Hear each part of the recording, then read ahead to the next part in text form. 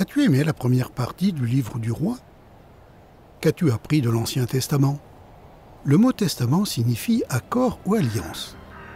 Longtemps avant que Dieu ne donne les Écritures du Nouveau Testament, il avait dit « Bientôt, je conclurai une alliance nouvelle ». Dans la première alliance avec son peuple, Dieu avait donné de nombreuses lois pour montrer sa sainteté et la nature pécheresse du peuple. Il avait aussi donné de nombreuses images et prophéties concernant le Sauveur à venir. Dans l'Ancienne Alliance, les prophètes ont prédit « Le roi Messie viendra ». Mais dans la Nouvelle Alliance, nous lisons « Le roi Messie est venu ». Le Nouveau Testament contient l'Évangile. En arabe, on l'appelle « Injil ». Ces deux mots veulent dire « bonne nouvelle ». L'Évangile commence avec ces mots. Généalogie de Jésus-Christ, fils de David, fils d'Abraham. Abraham engendra Isaac, Isaac engendra Jacob. Partant d'Abraham, les Écritures énumèrent, nom après nom, la lignée non interrompue des ancêtres de Jésus. Dieu tiendrait sa promesse de bénir toutes les nations en envoyant le Sauveur par les descendants d'Abraham. Le Nouveau Testament comporte 4 récits de l'Évangile. Pourquoi donc 4? Pourquoi pas un seul? Dans l'Ancien Testament, Dieu a dit à Moïse « Les faits ne peuvent être établis que sur le témoignage de 2 ou 3 personnes. » Pour confirmer son histoire et son message, Dieu a choisi non pas juste 2 ou 3, mais 4 hommes pour écrire 4 comptes rendus distincts de la vie du Messie. Ils s'appelaient Matthieu, Marc, Luc et Jean. Comme 4 journalistes qui couvrent le même événement, chacun raconte le même récit, mais d'un point de vue différent. Le Nouveau Testament contient 27 livres. Le livre des Actes, écrit par Luc, raconte ce qui est arrivé après que le Messie a fini sa mission.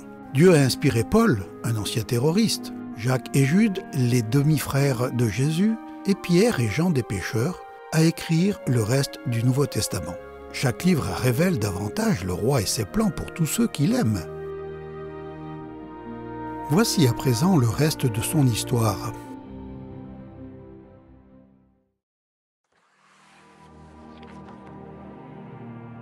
Le moment était venu. Après des milliers d'années de préparatifs, Dieu était sur le point d'envoyer dans le monde le Sauveur promis, le roi Messie. Mais qui serait-il? Et comment viendrait-il?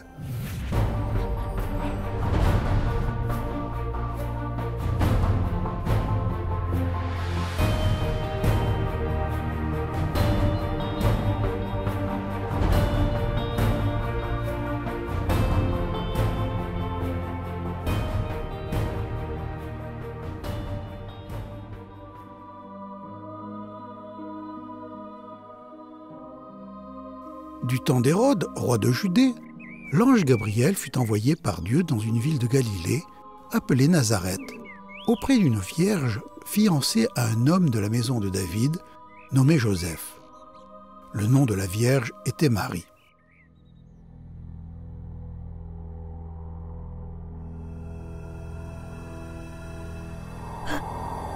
L'ange lui dit « Ne crains point, Marie, car tu as trouvé grâce devant Dieu. Et voici, tu deviendras enceinte et tu enfanteras un fils et tu lui donneras le nom de Jésus. Il sera grand et sera appelé Fils du Très-Haut et le Seigneur Dieu lui donnera le trône de David son père. Et son règne n'aura point de fin. » Marie dit à l'ange, « Comment cela se fera-t-il, puisque je ne connais point d'homme ?»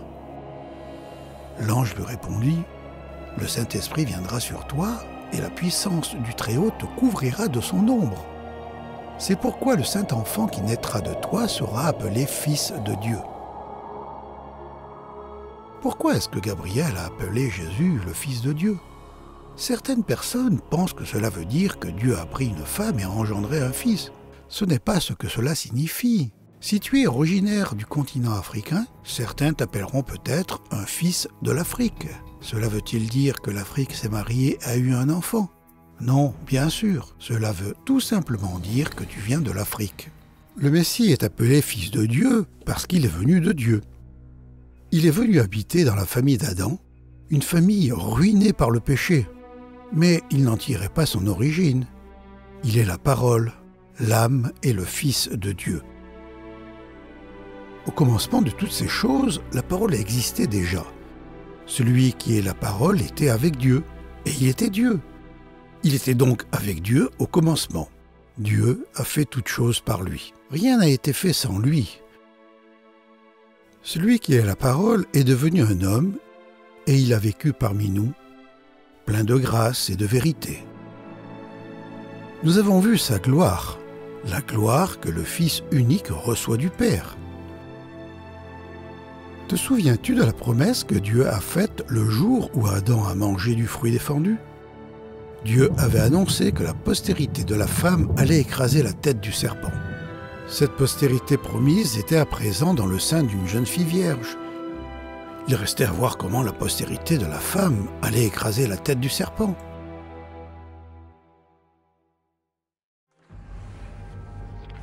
Marie avait été promise en mariage à Joseph, un charpentier demeurant à Nazareth, une ville frontière dans le nord de la Palestine. Marie et Joseph étaient juifs, leur lignée à chacun remontant au roi David et puis jusqu'à Abraham. Joseph aurait dû être le prince héritier, mais son pays était gouverné par Rome. Des soldats romains patrouillaient dans les rues. Les Juifs soupçonnés de trahison étaient arrêtés et crucifiés. Les collecteurs d'impôts volaient le peuple. La vie était bien pénible. Pourtant, Joseph était excité. Bientôt, il allait prendre Marie pour épouse. Il a travaillé dur pour préparer un endroit où ils pourraient habiter ensemble après le mariage. Puis un jour, il a appris la nouvelle bouleversante. Marie était enceinte. Comment crois-tu que Joseph s'est senti ? Il semblait que Marie lui avait été infidèle. Joseph avait un immense chagrin, mais il voulait faire ce qui était bien. Il a donc décidé de rompre secrètement leur fiançailles, car il ne voulait pas exposer Marie à une honte publique.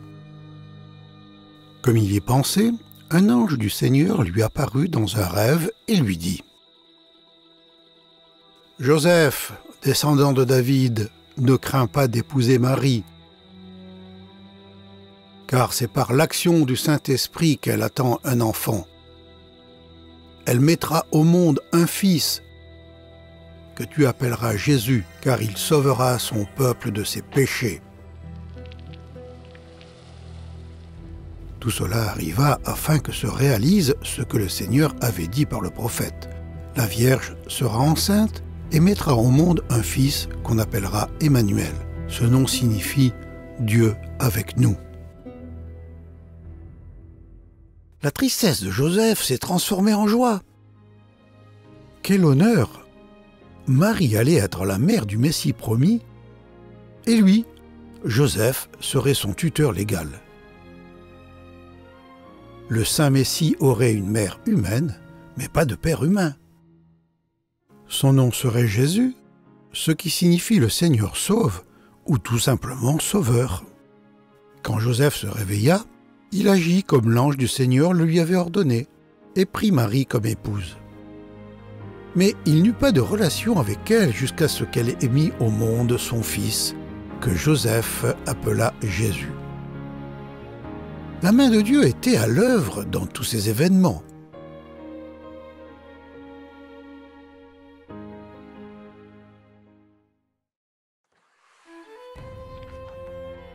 « 700 ans plus tôt, le prophète Michée a prédit que le roi Messie naîtrait à Bethléem, la ville ancestrale du roi David.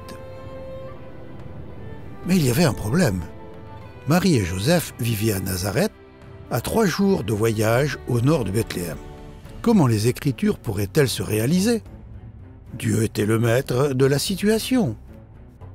Comme le moment de l'accouchement de Marie approchait, l'empereur romain, César Auguste, a publié un décret exigeant que tous les sujets de l'Empire s'en retournent dans la ville de leurs ancêtres pour s'inscrire en vue du paiement des impôts. Joseph a donc voyagé de Nazareth à Bethléem avec Marie qui était sur le point de donner naissance.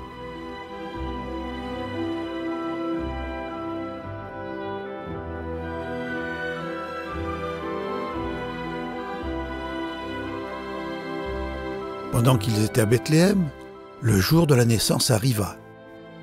Elle mit au monde un fils, son premier-né. Elle l'enveloppa de langes et le coucha dans une crèche, parce qu'il n'y avait pas de place pour eux dans l'abri destiné aux voyageurs. C'est donc à Bethléem, surpeuplé de voyageurs exténués, venus s'inscrire pour payer les impôts, que la postérité promise de la femme est née. L'Évangile rapporte cet événement avec précision. Elle mit au monde un fils, son premier-né. Du côté de sa mère, ce bébé était le nouveau-né de Marie.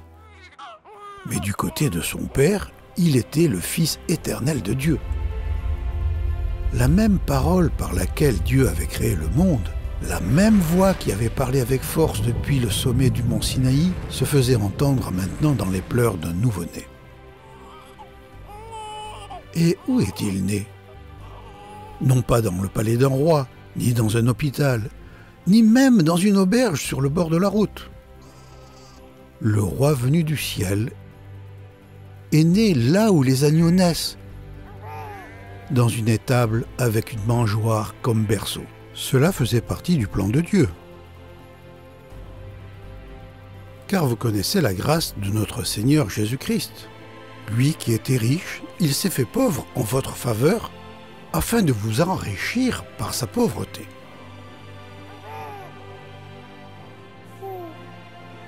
Mais Dieu n'aurait-il pas pu organiser un genre de fête pour honorer la venue de son Fils?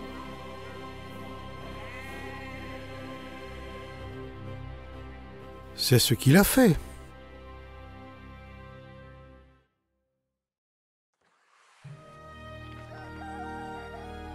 À qui est-ce que Dieu a d'abord fait connaître la nouvelle de la venue du Messie sur terre? À l'empereur? Aux riches et aux célèbres? Aux chefs religieux? Non. Les premiers à recevoir cette nouvelle électrisante étaient de simples bergers, des hommes qui élevaient des agneaux pour être sacrifiés sur l'autel du temple à Jérusalem. Il y avait des bergers qui passaient la nuit dans les champs pour garder leurs troupeaux. Un ange du Seigneur leur apparut et la gloire du Seigneur les entoura de lumière.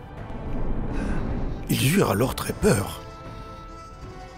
Mais l'ange leur dit « N'ayez pas peur, car je vous apporte une bonne nouvelle qui réjouira beaucoup tout le peuple. Dans la ville de David est né pour vous un sauveur. C'est le Christ, le Seigneur. Et voici le signe qui vous le fera connaître. Vous trouverez un petit enfant enveloppé de langes et couché dans une crèche. » Tout à coup, il eut avec l'ange une troupe nombreuse d'anges du ciel qui louaient Dieu en disant « Gloire à Dieu dans les cieux très hauts et paix sur la terre pour ceux qui l'aiment. »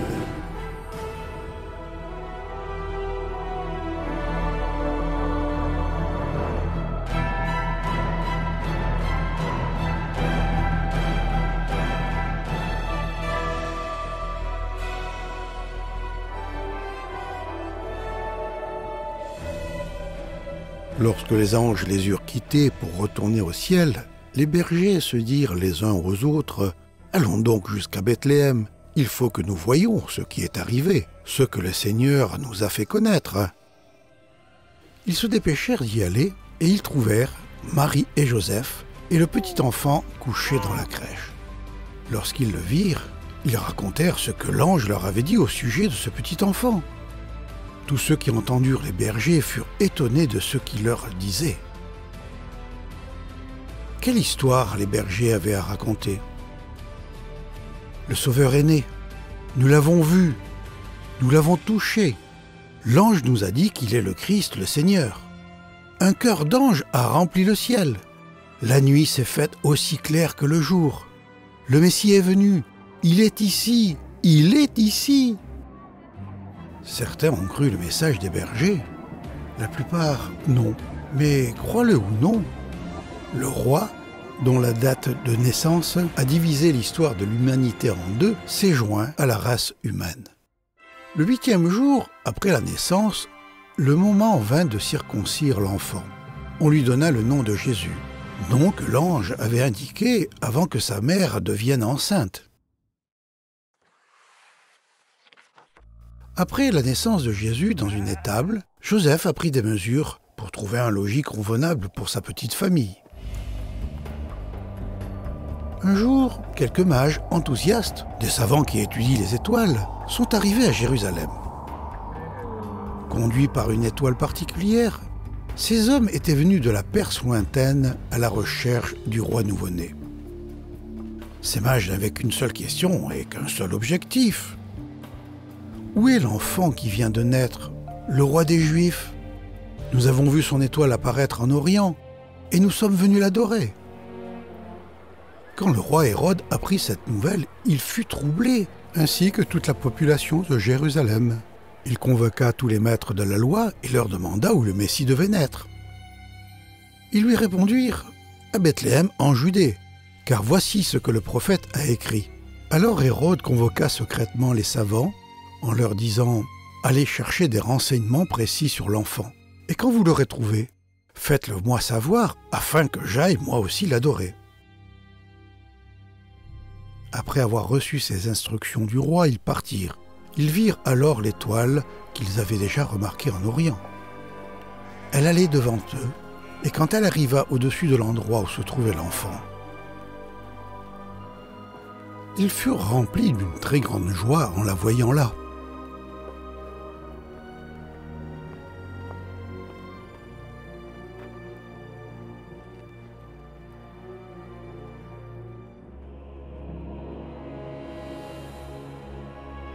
Ils entrèrent dans la maison et virent l'enfant avec sa mère, Marie.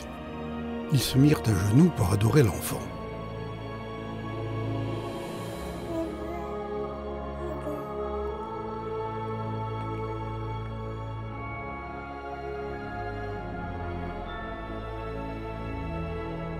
Puis ils ouvrirent leurs bagages et lui offrirent des cadeaux, de l'or, de l'encens et de la myrrhe. Ensuite, Dieu les avertit dans un rêve de ne pas retourner auprès d'Hérode. Ils prirent alors un autre chemin pour rentrer dans leur pays. Quand les savants furent partis, un ange du Seigneur apparut à Joseph dans un rêve et lui dit « Debout, prends avec toi l'enfant et sa mère et fuis en Égypte. Reste-y jusqu'à ce que je te dise de revenir, car Hérode va rechercher l'enfant pour le faire mourir. » Hérode a essayé de faire tuer l'enfant. Les habitants de Jérusalem ignoraient la naissance de Jésus. Mais les mages l'ont adoré et lui ont donné des cadeaux dignes d'un roi. De l'or, de l'encens et une épice coûteuse pour embaumer les morts. Mais pourquoi cette épice pour embaumer ?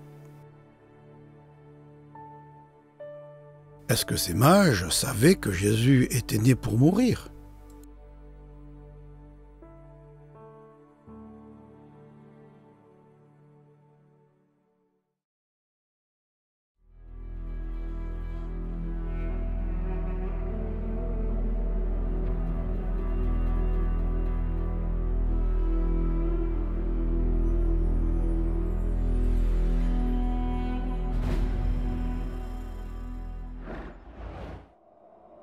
Après avoir reçu l'avertissement de l'ange, Joseph a emmené Marie et l'enfant Jésus en Égypte, où ils ont vécu en tant que réfugiés jusqu'à la mort du cruel roi Hérode. Après la mort d'Hérode, un ange du Seigneur apparut dans un rêve à Joseph en Égypte. Il lui dit « Debout, prends avec toi l'enfant et sa mère et retourne au pays d'Israël, car ceux qui cherchaient à faire mourir l'enfant sont morts. » C'est ainsi que s'est accomplie une autre prophétie ancienne prononcée par le Seigneur. « J'appellerai mon fils hors d'Égypte. » Joseph et Marie ont alors emmené Jésus à Nazareth, où il a grandi en compagnie de ses demi-frères et demi-sœurs. De bien des manières, Jésus était comme tous les enfants. Il mangeait, dormait, jouait, étudiait et apprenait un métier. Mais dans d'autres domaines, il était différent des autres enfants. Il n'était jamais égoïste. Il honorait toujours ses parents. Il ne mentait jamais. Il faisait toujours la joie de son Père au ciel. Il était saint, innocent, sans tache, séparé des pécheurs. Jésus est le seul enfant parfait de l'histoire. Parfait ne signifie pas qu'il ne soit jamais écorché le genou ou qu'il n'ait jamais eu de boutons sur le visage. Cela signifie qu'il avait une nature parfaite. Il était parfaitement sain et bon. Il était aussi parfait en puissance et en sagesse. Mais avant d'entrer dans le ventre de Marie, il s'était imposé certaines limites afin qu'il puisse vivre comme un humain parmi les humains. Et Jésus grandissait. Il progressait en sagesse et se rendait agréable à Dieu et aux hommes. À l'âge de 12 ans, Jésus a fait le voyage de Nazareth à Jérusalem avec ses parents pour la fête annuelle du sacrifice connue sous le nom de Pâques. Tandis que ses amis exploraient la grande ville, Jésus a passé la semaine dans la cour du temple, assis parmi les enseignants, les écoutant et leur posant des questions.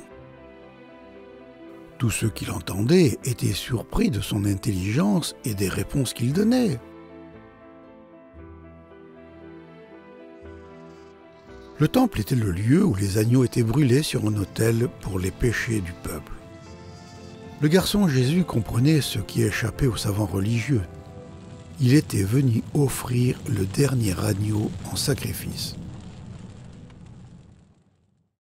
« 30 ans s'étaient écoulés depuis la naissance de Jésus à Bethléem.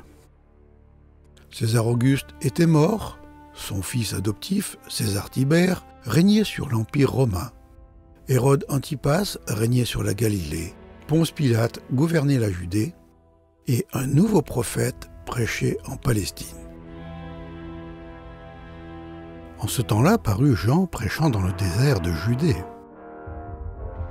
Il disait « Repentez-vous, car le royaume des cieux est proche. » Jean est celui qui avait été annoncé par Ésaïe le prophète lorsqu'il dit « C'est ici la voix de celui qui crie dans le désert. Préparez le chemin du Seigneur, aplanissez ses sentiers. » Jean avait un vêtement de poil de chameau et une ceinture de cuir autour des reins. Il se nourrissait de sauterelles et de miel sauvage. Tandis qu'ils étaient nombreux du temps de Jean à s'habiller en vêtements de fine soie et à se nourrir d'aliments de choix, Jean vivait simplement. Il était un homme investi d'une mission. Jean était le précurseur du roi. Des centaines d'années auparavant, deux prophètes, Ésaïe et Malachie, avaient écrit au sujet d'un futur prophète qui annoncerait l'arrivée du roi Messie. Ce prophète était Jean. Les prophètes précédents avaient prophétisé. Au moment voulu par Dieu, le Sauveur promis viendra sur la terre. Jean, quant à lui, prêchait. Ce moment est venu. Le Sauveur est ici. Des foules se pressaient dans le désert pour écouter Jean. Ceux qui ont confessé leur nature pécheresse et leur besoin d'un Sauveur ont été baptisés dans le Jourdain. De cette manière, ils montraient leur foi dans le Messie, qui allait les purifier de leur grande dette de péché et les habiller de sa justice. Jour après jour, semaine après semaine, Jean parlait au peuple du Sauveur venu du ciel. « Celui qui vient après moi vous baptisera avec le Saint-Esprit. Je ne suis pas même digne d'enlever ses chaussures. » Puis, un jour, le Sauveur est venu, descendant la colline et traversant la foule, pour aller jusqu'à l'endroit où Jean baptisait. En parlant de Jésus, Jean a dit « Regardez, voici l'agneau de Dieu qui enlève le péché du monde. » Pourquoi est-ce que Jean a appelé Jésus l'agneau de Dieu? Si tu le sais, alors tu connais la mission du roi.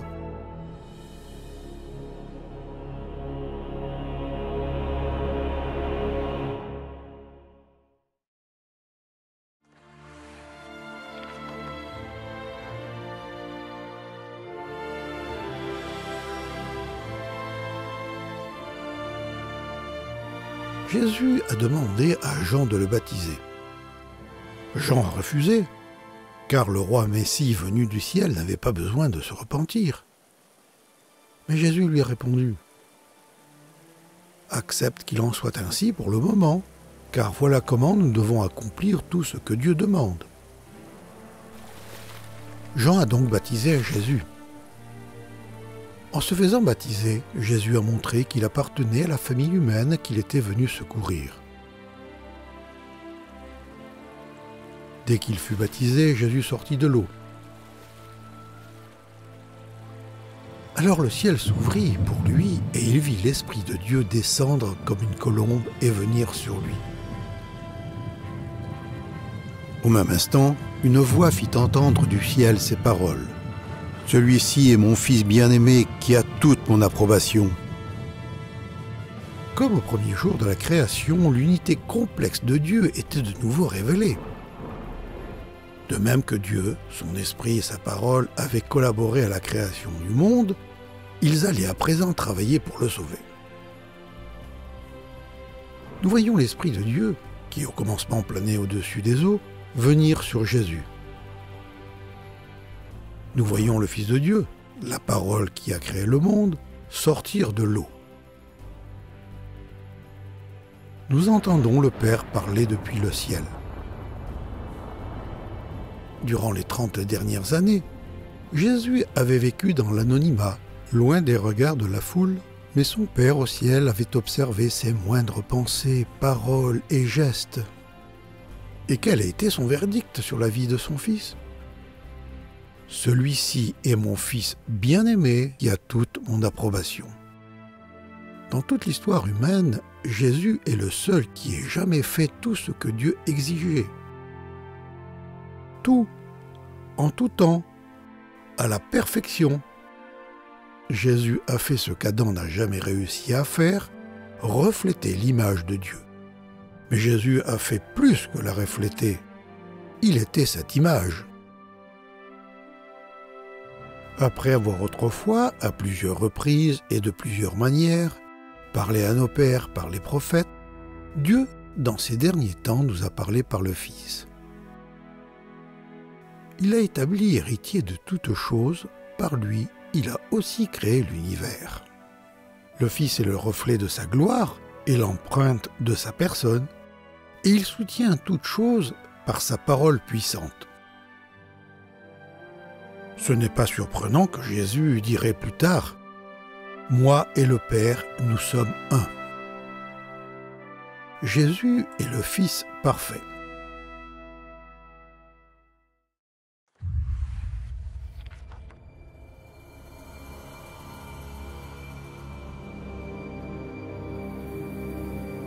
Satan n'était pas content que cet homme parfait vive en intrus dans son royaume. Mais le diable avait une stratégie. De même qu'il avait tenté le premier homme de pécher, il allait essayer d'amener cet homme à pécher. Satan voulait amener Jésus sous son autorité, tout comme il l'avait fait pour Adam. Si le Fils de Dieu pouvait être amené à pécher, alors il ne serait pas qualifié pour sauver son peuple de son péché. Ensuite, l'Esprit de Dieu conduisit Jésus dans le désert pour qu'il y soit tenté par le diable. Après avoir passé 40 jours et 40 nuits sans manger, Jésus eut faim. Le diable, le tentateur, s'approcha et lui dit « Si tu es le Fils de Dieu, ordonne à ces pierres de se changer en pain. » Jésus avait faim, mais il n'a pas obéi au diable. Il n'agirait pas contrairement à la volonté de son Père. Il n'utiliserait pas sa puissance infinie pour satisfaire ses désirs humains. Pour combattre le diable, Jésus a cité la Torah de Moïse. L'Écriture déclare « L'homme ne vivra pas de pain seulement, mais de toute parole que Dieu prononce. » Dans son orgueil insensé, le diable a essayé une nouvelle fois de tenter le Saint de Dieu.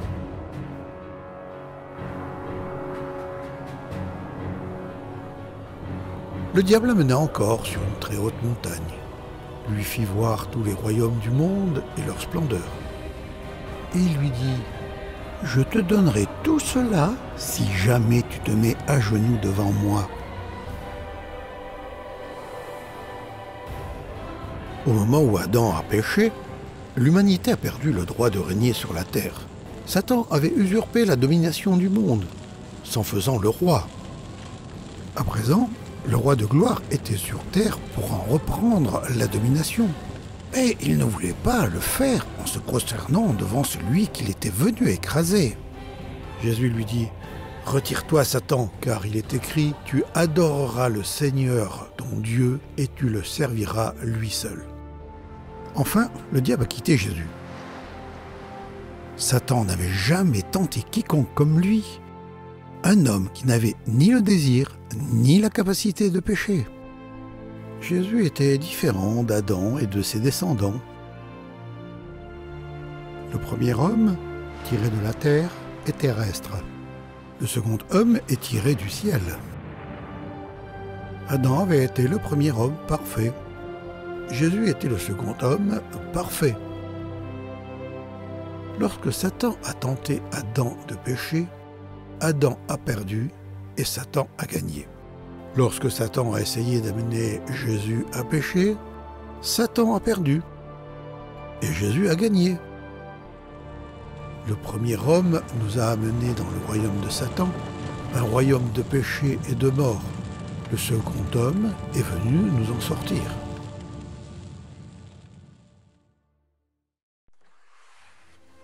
Après les tentatives futiles de Satan de l'amener à pécher, Jésus est retourné à Nazareth, où il avait grandi et travaillé comme charpentier. Le jour du sabbat, il entra dans la synagogue selon son habitude. La synagogue était un lieu d'adoration où les Écritures étaient lues et expliquées chaque samedi. Ce samedi-là, Jésus avait une annonce à faire. Il se leva pour faire la lecture et on lui remit le livre du prophète Ésaïe. L'ayant déroulé, il trouva l'endroit où il était écrit « L'Esprit du Seigneur est sur moi parce qu'il m'a oint pour annoncer une bonne nouvelle aux pauvres. Il m'a envoyé pour guérir ceux qui ont le cœur brisé, pour proclamer aux captifs la délivrance et aux aveugles le recouvrement de la vue. » L'extrait des Écritures que Jésus avait lu était une prophétie ancienne concernant le roi Messie qui devait révéler au monde la nature de Dieu et secourir les pécheurs de l'emprise de Satan, du péché, de la mort et de l'enfer. Ensuite, Jésus roula le livre, le remit au serviteur et s'assit.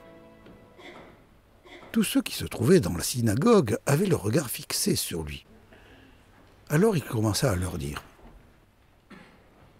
Aujourd'hui, cette parole de l'Écriture que vous venez d'entendre est accomplie. » Comment les voisins de Jésus ont-ils réagi à sa déclaration qu'il était le Messie venu du ciel pour accomplir ce que les prophètes avaient écrit dans les Écritures?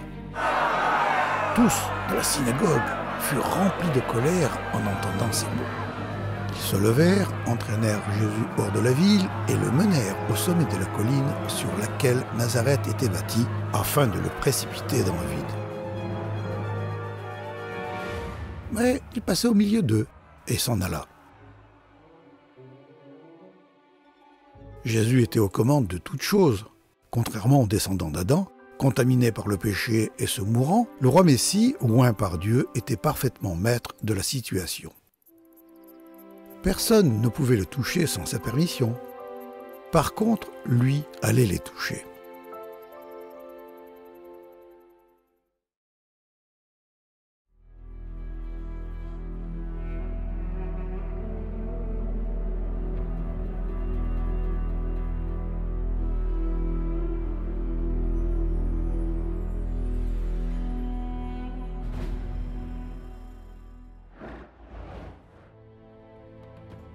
Dans les Écritures des prophètes, l'un des titres du Messie est le bras de l'Éternel. Les miracles de Dieu démontraient qu'il était le bras de Dieu sur terre. D'un simple toucher de sa main ou d'une simple parole de sa bouche, les malades et les mourants ont été immédiatement rétablis. Des foules nombreuses vinrent à lui, amenant avec elles des boiteux, des aveugles, des infirmes, des muets et beaucoup d'autres malades. On les déposa aux pieds de Jésus et il les guérit. Les paroles du prophète s'accomplissaient.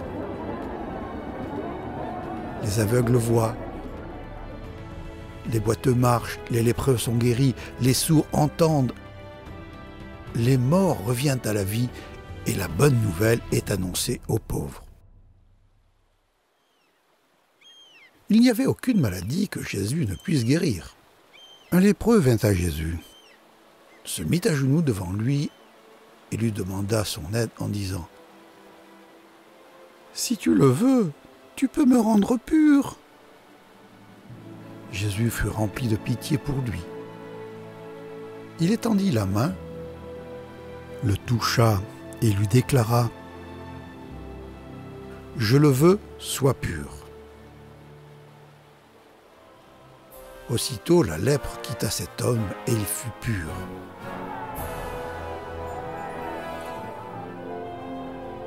Au coucher du soleil, tous ceux qui avaient des malades atteints de divers maux les amenèrent à Jésus.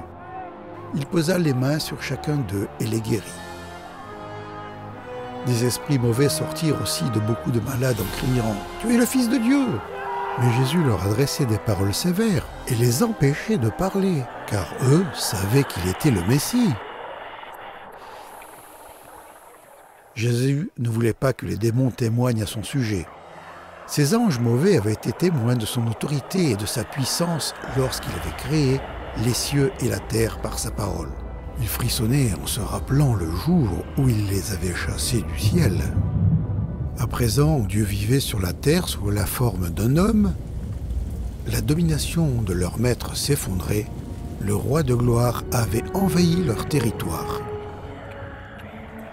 Partout où Jésus allait, le pouvoir de Satan faiblissait.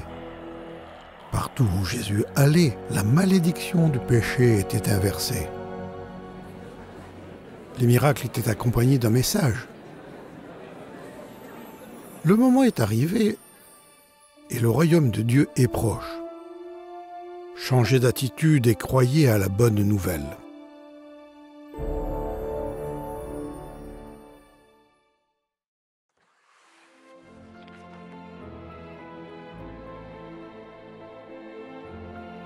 Jésus a choisi 12 hommes pour qu'ils soient ses compagnons de route et qu'ils apprennent de lui. Il y avait également de nombreuses femmes qui le suivaient. Elle aidait Jésus et ses disciples en leur donnant de la nourriture et de l'argent. Pour ceux qui croyaient en lui, l'appel de Jésus était simple. « Suis-moi ».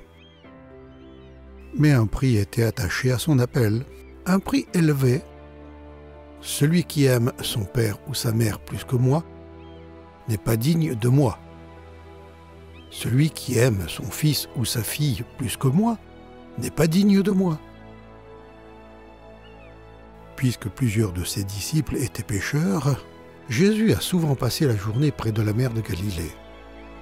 Les gens venaient de tout lieu pour le voir. Jésus se mit de nouveau à enseigner au bord de la mer. Une grande foule s'étant assemblée auprès de lui, il monta et s'assit dans une barque sur la mer. Après un jour d'enseignement, Jésus a dit à ses disciples « Passons de l'autre bord ». Puisqu'ils étaient déjà dans le bateau, ils se mirent en route, laissant la foule derrière eux. Et voilà qu'un vent violent se mit à souffler. Les vagues se jetaient dans la barque, à tel point que déjà la barque se remplissait d'eau.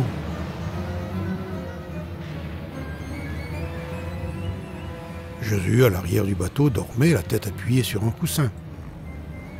Ses disciples le réveillèrent alors en criant « Maître, nous allons mourir, cela ne te fait donc rien ?» Jésus, réveillé, menaça le vent et dit à l'eau du lac « Silence! Calme-toi !» Alors le vent tomba et il eut un grand calme. Puis Jésus s'adressa aux disciples. « Pourquoi avez-vous si peur? N'avez-vous pas encore confiance ?»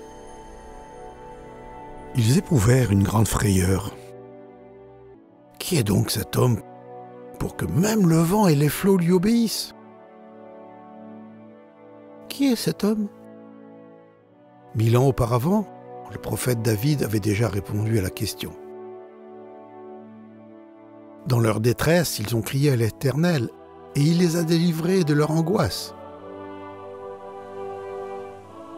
Il a arrêté la tempête, ramené le calme et les vagues se sont calmées. Qui peut calmer le vent et les vagues rien qu'en leur parlant? La voix même qui les a créés.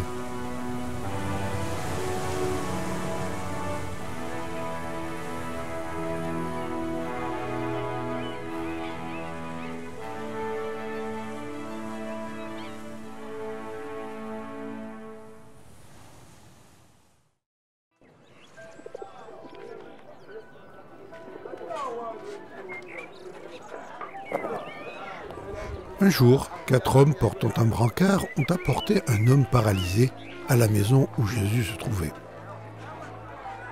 Les hommes ont essayé de se frayer un chemin jusqu'à l'intérieur de la maison, mais il y avait tant de gens dans la pièce qu'ils ne pouvaient y pénétrer.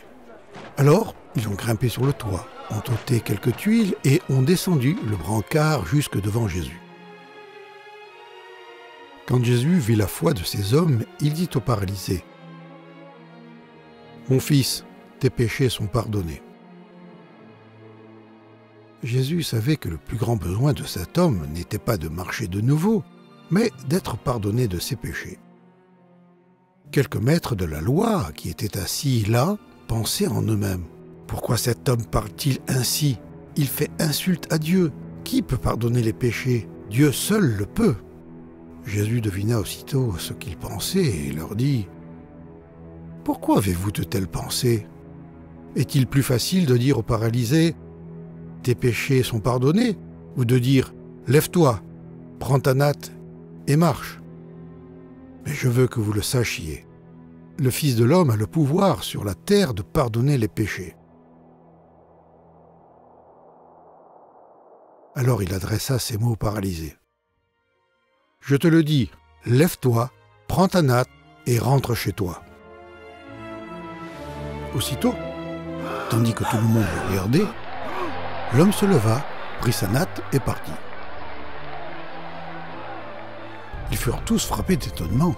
Ils louaient Dieu et disaient: « Nous n'avons jamais rien vu de pareil. » Les maîtres de la loi étaient aveuglés par leur religion et leur orgueil. Leur pensée allait dans le sens suivant: « Jésus, tu es un blasphémateur. Tu insultes Dieu parce que tu affirmes que tu peux pardonner les péchés, mais seul Dieu peut le faire. » Ils avaient raison de croire que seul Dieu peut pardonner les péchés. Mais ils se trompaient quant à l'identité de Jésus. Qui est Jésus selon toi? Te souviens-tu de la signification de son nom? Il signifie « le Seigneur sauve ». Dans un village palestinien où Jésus enseignait, le peuple a conclu: « Nous l'avons entendu nous-mêmes et nous savons qu'il est vraiment le Sauveur du monde. »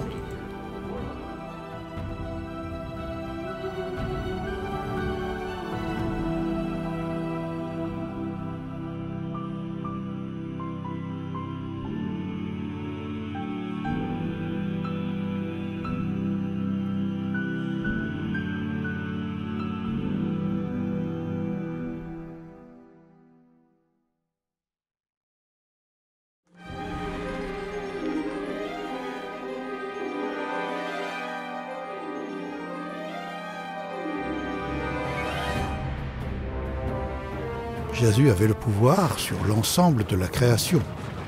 En dépit de cela, il ne se promenait pas en disant « Adorez-moi, je suis Dieu, je suis Dieu ». Il a tout simplement fait les choses que seul Dieu pouvait faire, et il a laissé aux gens la liberté d'en tirer leurs propres conclusions.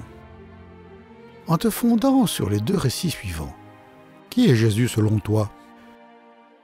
Jésus se rendit ensuite dans une localité appelée Naïm. Ses disciples et une grande foule l'accompagnaient.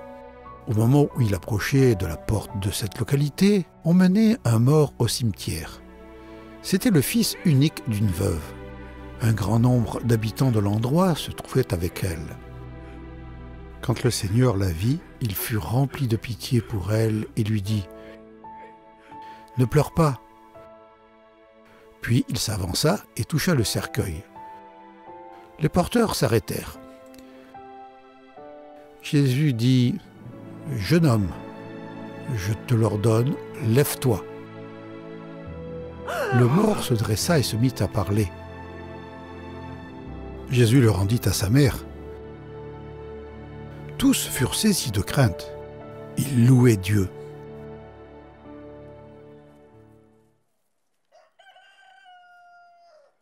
Un autre jour, Jésus était en visite chez deux sœurs dans le deuil, Marthe et Marie.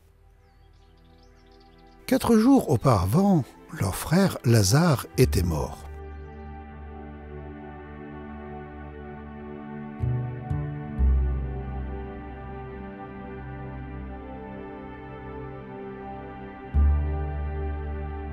Marthe dit à Jésus, « Seigneur, si tu avais été ici, mon frère ne serait pas mort. » Jésus lui dit, « Je suis la résurrection et la vie. Celui qui croit en moi vivra, même s'il meurt, et celui qui vit et croit en moi ne mourra jamais. » Crois-tu cela ? « Oui, Seigneur, répondit-elle. Je crois que tu es le Messie, le Fils de Dieu, celui qui devait venir dans le monde. » Jésus se rendit au tombeau. C'était une caverne dont l'entrée était fermée par une grosse pierre. « Enlevez la pierre, dit Jésus. » Marthe, la sœur du mort, lui dit « Seigneur, il doit sentir mauvais, car il y a déjà 4 jours qu'il est ici. » Jésus lui répondit, « Ne t'ai-je pas dit, si tu crois, tu verras la gloire de Dieu ?» On enleva donc la pierre.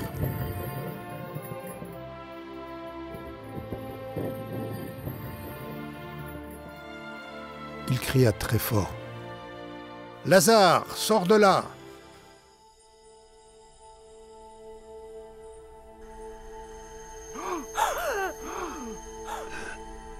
Le mort sortit, les pieds et les mains entourés de bandes et le visage enveloppé d'un linge. Jésus dit alors, « Déliez-le et laissez-le aller. »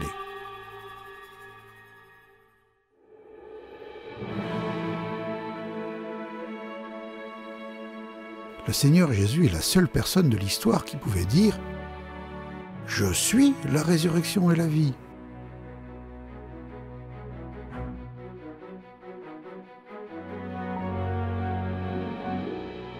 Ses œuvres confirmaient que ses paroles étaient vraies.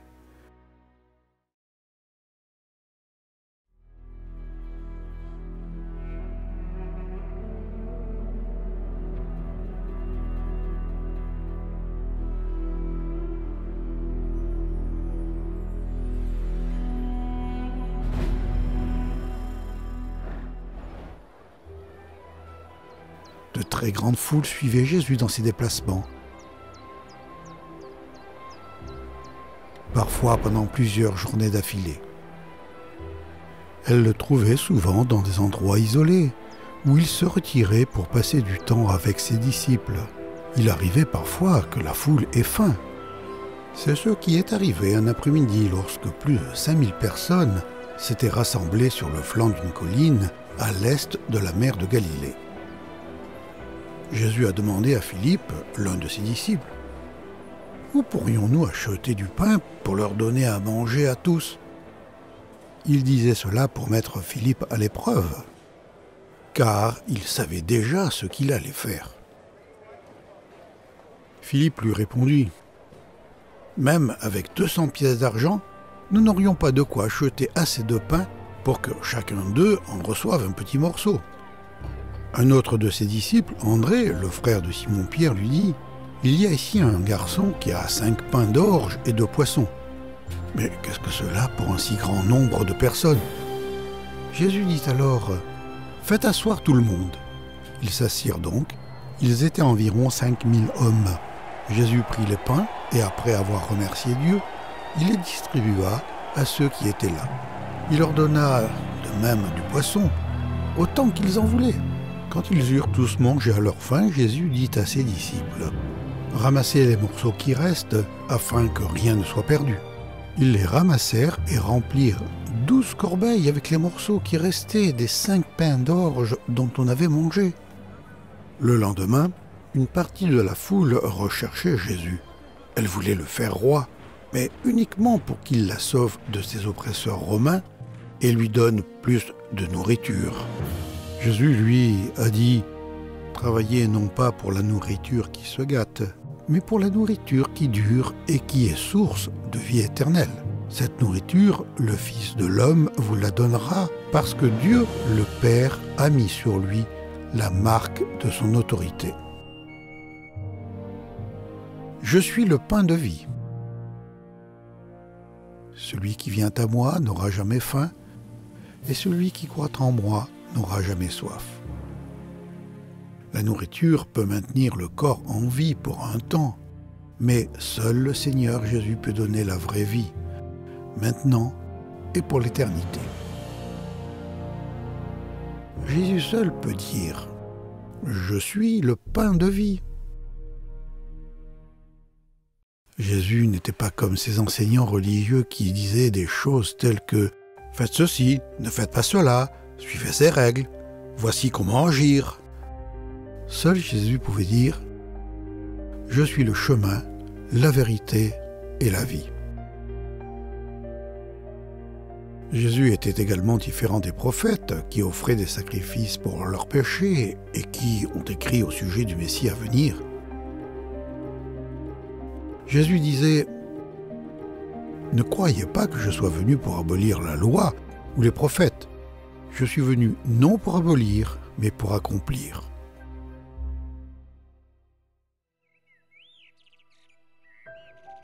Jésus enseignait souvent à ses disciples comment des citoyens du royaume des cieux devaient vivre pour refléter le caractère et la gloire de leur roi. Vous avez appris qu'il a été dit « Tu aimeras ton prochain et tu haïras ton ennemi. » Mais moi, je vous dis, aimez vos ennemis. Priez pour ceux qui vous persécutent. Lorsque vous priez, ne soyez pas comme les hypocrites qui aiment à prier pour être vus des hommes. Mais quand tu pries, entre dans ta chambre, ferme ta porte et prie ton Père qui est là dans le lieu secret. Voici donc comment vous devez prier. Notre Père qui est aux cieux, que ton nom soit sanctifié, que ton règne vienne, que ta volonté soit faite sur la terre comme au ciel. Donne-nous aujourd'hui notre pain quotidien. Ne vous inquiétez donc point et ne dites pas « Que mangerons-nous? Que boirons-nous? De quoi serons-nous vêtus ?» Car toutes ces choses, ce sont les païens qui les recherchent. Votre Père céleste sait que vous en avez besoin. Cherchez premièrement le royaume et la justice de Dieu, et toutes ces choses vous seront données par-dessus. Gardez-vous des faux prophètes. Ils viennent à vous en vêtements de brebis, mais au-dedans, ce sont des loups ravisseurs. Quiconque entend ces paroles que je dis et les met en pratique sera semblable à un homme prudent qui a bâti sa maison sur le roc. La pluie est tombée, les torrents sont venus, les vents ont soufflé et se sont jetés contre cette maison.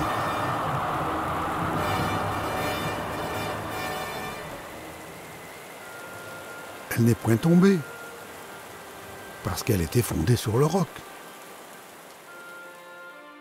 Mais quiconque entend ces paroles que je dis et ne les met pas en pratique sera semblable à un homme insensé qui a bâti sa maison sur le sable.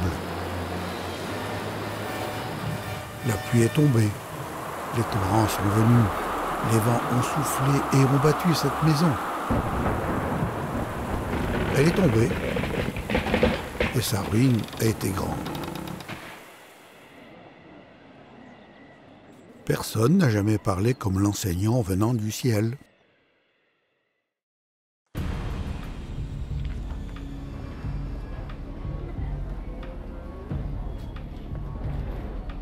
Les enseignants et les prêtres des Juifs étaient fort mécontents de constater que les foules écoutaient Jésus. Ils voulaient que les gens les écoutent, eux, pas lui. Un jour, les chefs des prêtres ont envoyé les gardes du temple arrêter Jésus, mais ils n'ont pu le faire. Lorsqu'ils sont revenus, les prêtres leur ont demandé « Pourquoi vous n'avez pas amené Jésus ?» Les gardes ont répondu « Jamais personne n'a parlé comme lui. Même les prophètes n'avaient pas parlé comme Jésus. Ils étaient comme des bougies projetant de faibles rayons de lumière dans un monde ténébreux. Mais le Messie était le soleil de la justice. Qui a besoin de chandelles une fois que le soleil s'est levé? Je suis la lumière du monde.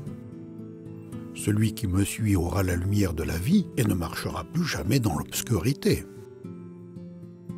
Jésus est la parole qui, au commencement, a dit que la lumière soit. Il est la source ultime de lumière physique et spirituelle. Comme le temps approchait pour le Messie d'accomplir sa mission, il a conduit 3 de ses disciples, Pierre, Jacques et Jean, sur une haute montagne. Il changea d'aspect devant leurs yeux.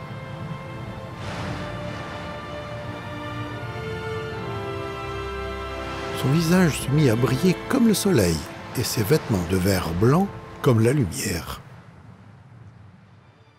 Soudain, les 3 disciples virent Moïse et Élie qui parlaient avec Jésus. Un nuage brillant vint les couvrir et du nuage, une voix forte se fit entendre. « Celui-ci est mon fils bien-aimé en qui je mets toute ma joie. Écoutez-le !»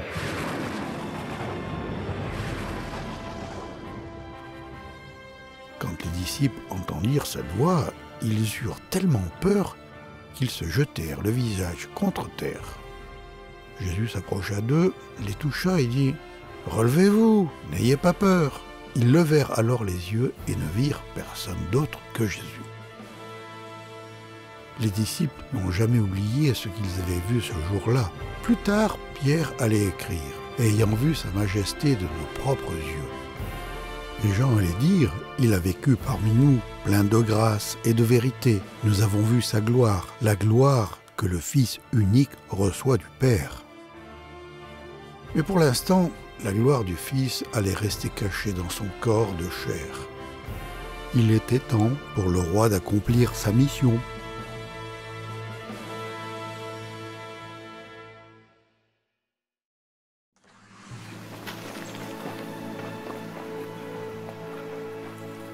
Pendant 3 ans, le Seigneur Jésus a parcouru la Palestine, en faisant le bien et en guérissant.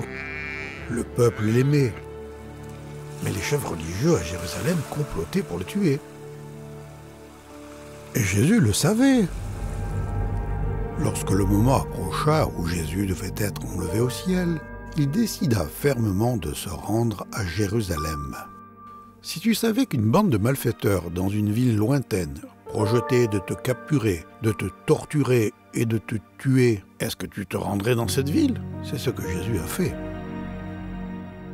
À partir de ce moment, Jésus se mit à parler ouvertement à ses disciples en disant « Il faut que j'aille à Jérusalem et que j'y souffre beaucoup de la part des anciens, des chefs, des prêtres et des maîtres de la loi. Je serai mis à mort et le 3e jour, je reviendrai à la vie. » Ce n'est pas le genre de roi auquel les disciples s'attendaient. Un Messie crucifié?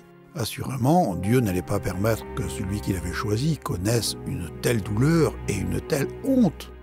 Alors Pierre a dit à Jésus, « Dieu t'en garde, Seigneur. Non, cela ne t'arrivera pas. » Mais Jésus se retourna et dit à Pierre, « Va-t'en loin de moi, Satan. Tu es un obstacle sur ma route, car tu ne penses pas comme Dieu, mais comme les êtres humains. » Les disciples voulaient un roi Messie qui détruirait les occupants romains et mettre à la place un nouveau gouvernement à Jérusalem. Alors même qu'ils étaient en chemin, les disciples se sont disputés pour savoir qui aurait les postes les plus élevés dans le royaume de Dieu. Jésus a donc dit à ses disciples, « Si l'un de vous veut être grand, il doit être votre serviteur. Le Fils de l'homme n'est pas venu pour se faire servir, mais il est venu pour servir et donner sa vie comme rançon pour libérer une multitude de gens. Lors de sa première venue sur Terre, le Messie n'est pas venu pour conquérir des royaumes politiques sur des trônes terrestres. Il est venu pour vaincre Satan et régner sur des cœurs humains. Jésus a enseigné : le royaume de Dieu est au milieu de vous. Mais avant que le roi du ciel ne puisse régner sur les cœurs et plus tard sur la terre entière, cette dette de péché du monde devait être payée et la mort vaincue. Voilà sa mission.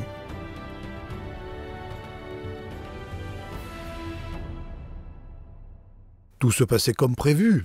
Comme le Seigneur s'approchait de Jérusalem, il a envoyé 2 disciples faire une commission. « Allez au village qui est en face, leur dit-il. Quand vous y serez arrivés, vous trouverez un petit âne attaché sur lequel personne ne s'est jamais assis. Détachez-le et amenez-le ici. Et si quelqu'un vous demande « Pourquoi le détachez-vous » dites-lui « Le Seigneur en a besoin. » Les envoyés partirent et trouvèrent tout comme Jésus le leur avait dit. Pendant qu'ils détachaient l'ânon, ses propriétaires leur dirent « Pourquoi détachez-vous cet ânon » Ils répondirent « Le Seigneur en a besoin. » Puis ils amenèrent l'ânon à Jésus. Ils jetèrent leurs manteaux sur l'animal et y firent monter Jésus. À mesure qu'il avançait, les gens étendaient leurs manteaux sur le chemin. Tandis qu'ils approchaient de Jérusalem par le chemin qui descend des monts des Oliviers, toute la foule des disciples, pleine de joie, se mit à louer Dieu d'une voix forte pour tous les miracles qu'ils avaient vus. Que Dieu bénisse le roi qui vient au nom du Seigneur. Paix dans le ciel et gloire à Dieu. Quelques pharisiens qui se trouvaient dans la foule dirent à Jésus : « Maître, dis à tes disciples de se taire. » Jésus répondit : « Je vous le déclare, s'ils se taisent, les pierres crieront. » Quel roi différent des autres! Le roi Messie n'a pas pris la ville d'assaut au son retentissant de trompettes et accompagné d'une puissante armée. Il n'est pas entré dans la ville monté sur un vaillant cheval de bataille. Il était monté sur un humble âne. Un ânon non encore dressé. Un âne qui, d'ordinaire, aurait fait des ruées et se serait cabré. Un animal portant la marque distincte d'une croix sur le dos et les épaules. Et, bien plus important encore, le seul animal qui pouvait accomplir ce que le prophète Zacharie avait écrit 500 ans auparavant. Éclate de joie, Jérusalem, regarde ton roi vient à toi. Humble est monté sur un âne, sur un ânon, le petit d'une ânesse. Pourquoi est-ce que le roi Messie n'est pas entré dans Jérusalem sur un vaillant cheval de bataille ? Parce qu'il n'est pas venu sauver le peuple de ses oppresseurs romains. Il est venu pour sauver son peuple de ses péchés.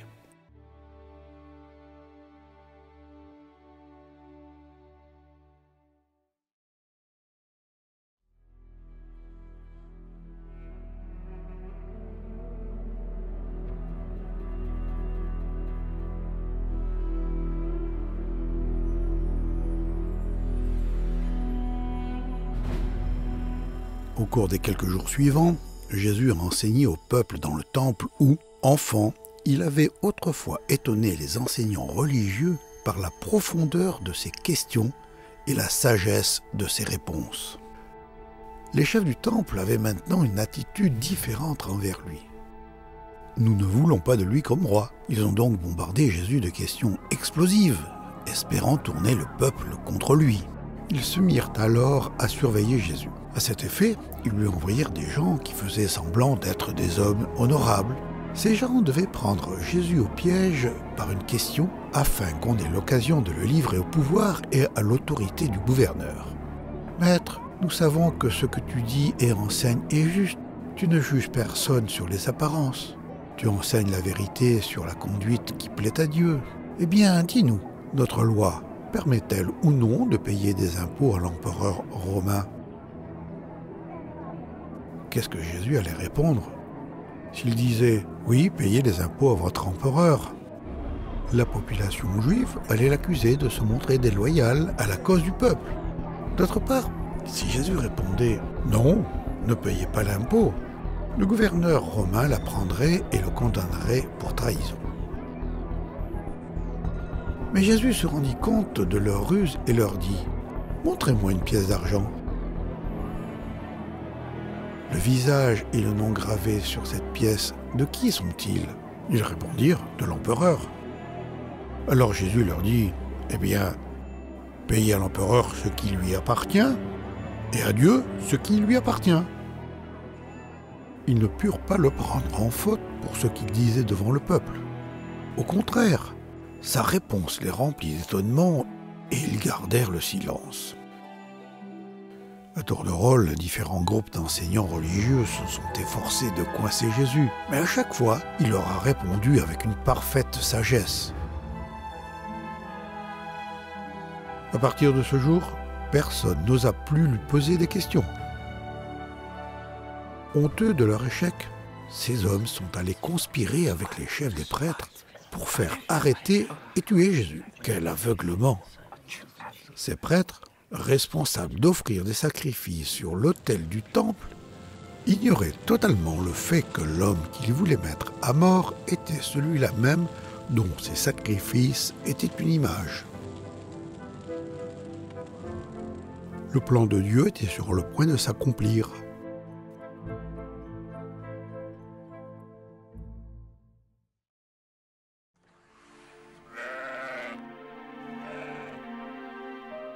C'était la veille de la fête annuelle du sacrifice, appelée la Pâque. Le lendemain, des milliers d'agneaux allaient être tués. Bien que Jésus savait que lui aussi serait tué le lendemain, il a passé la soirée à manger un dernier repas avec ses disciples. Au cours du repas, il a pris le pain, l'a béni, l'a rompu et leur a donné à manger. Il a aussi fait circuler une coupe parmi eux. Il leur a dit que le pain rompu devait leur rappeler son corps, tandis que le jus rouge devait leur rappeler son sang, qui serait versé pour instaurer la nouvelle alliance pour les pardons du péché.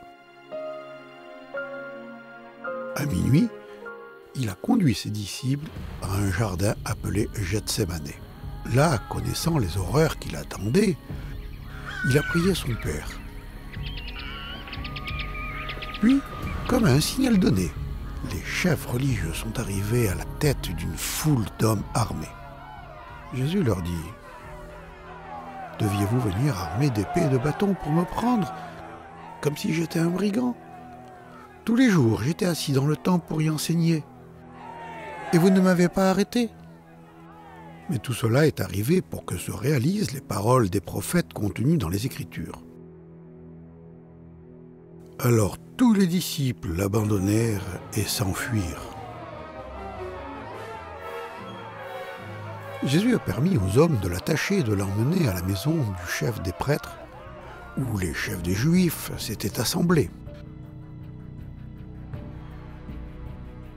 Là, beaucoup d'hommes ont dit des mensonges au sujet de Jésus. Le grand prêtre se leva alors dans l'assemblée et interrogea Jésus. « Ne réponds-tu rien à ce que les gens disent contre toi ?» Mais Jésus se taisait. Il ne répondait rien. Le grand prêtre l'interrogea de nouveau. « Es-tu le Fils de Dieu auquel vont nos louanges ?» « Oui, je le suis. Et vous verrez tous le Fils de l'homme siégeant à la droite du Dieu puissant. Vous le verrez aussi venir parmi les nuages du ciel. » Alors le grand prêtre déchira ses vêtements et dit « Nous n'avons plus besoin de témoins. Vous avez entendu cette insulte faite à Dieu. Qu'en pensez-vous » Tous déclarèrent qu'il était coupable et qu'il méritait la mort. Quelques-uns d'entre eux se mirent à cracher sur Jésus. Ils lui couvrirent le visage, le frappèrent à coups de poing et lui dirent « Devine qui t'a fait cela ?» Et les gardes prirent Jésus et lui donnèrent des gifles. La cour juive avait prononcé la peine de mort, mais elle n'avait pas l'autorité de la mettre en application. Seule une cour romaine pouvait le faire.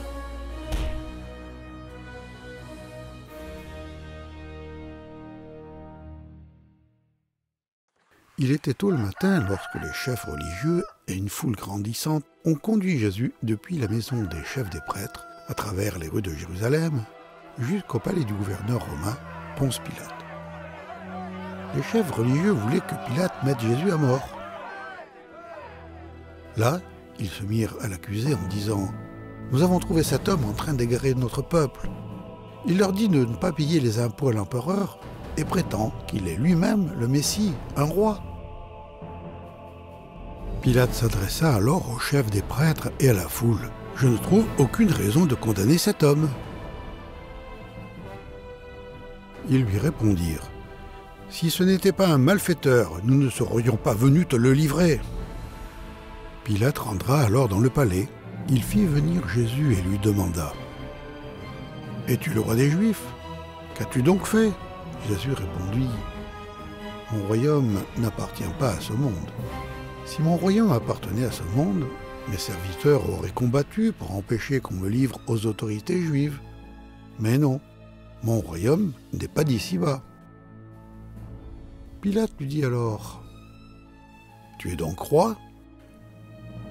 Jésus répondit « Tu le dis, je suis roi, je suis né et je suis venu dans le monde pour rendre témoignage à la vérité. Quiconque appartient à la vérité, écoute ce que je dis. » « Qu'est-ce que la vérité ?» lui demanda Pilate. Après ces mots, Pilate alla de nouveau trouver les Juifs au dehors. Il leur déclara « Je ne trouve aucune raison de condamner cet homme. » Mais la foule continuait à crier « Crucifie! Crucifie-le » Pilate leur dit pour la troisième fois « Quel mal a-t-il fait? Je n'ai rien trouvé en lui qui mérite la mort. Je le relâcherai donc après l'avoir châtié. » Mais ils insistèrent à grands cris, demandant qu'il soit crucifié. Et leurs cris l'emportèrent. Pilate savait que Jésus était innocent, mais puisqu'ils avaient peur des chefs religieux et de la foule, il a condamné Jésus à mort.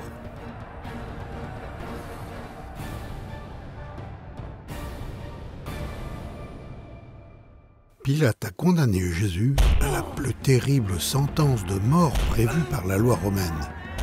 On battait cruellement le condamné, pour ensuite le clouer sur une croix. Les victimes condamnées étaient frappées d'un fouet dont les lanières étaient pourvues de pointes de métal.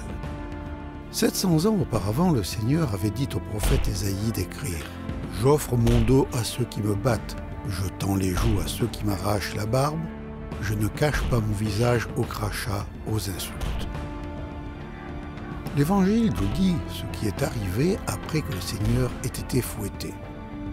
Les soldats de Pilate emmenèrent Jésus dans le palais du gouverneur et toute la troupe se rassembla autour de lui. Ils lui enlevèrent ses vêtements et le revêtirent d'un manteau rouge. Puis ils tressèrent une couronne avec des branches épineuses, la posèrent sur sa tête et placèrent un roseau dans sa main droite. Ils se mirent ensuite à genoux devant lui et se moquèrent de lui en disant « Salut, roi des Juifs !» Ils crachaient sur lui et prenaient le roseau pour le frapper sur la tête. Les soldats ignoraient la signification de la couronne d'épines qu'ils avaient enfoncée sur la tête de Jésus. Les épines faisaient partie de la malédiction subie par la terre à cause du péché d'Adam. Le Saint Roi de gloire était venu subir la malédiction du péché pour nous. Quand ils se furent bien moqués de lui, ils lui enlevèrent le manteau, lui remirent ses vêtements et l'emmenèrent pour le clouer sur une croix. 2 criminels condamnés ont aussi été conduits avec Jésus jusqu'au lieu d'exécution.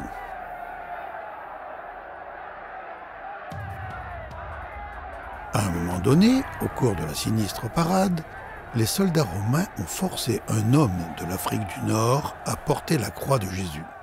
Puis ils ont poursuivi leur chemin à travers les rues bondées de Jérusalem, en dehors des murailles de la ville et jusqu'au sommet d'une colline appelée Golgotha, la partie nord du mont Moria où, environ 1900 ans auparavant, le prophète Abraham avait dit « Mon fils, Dieu se pourvoira lui-même de l'agneau pour l'Holocauste.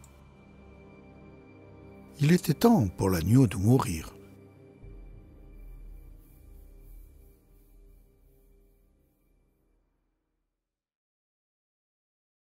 La crucifixion est le mode d'exécution le plus horrible jamais conçu par un État.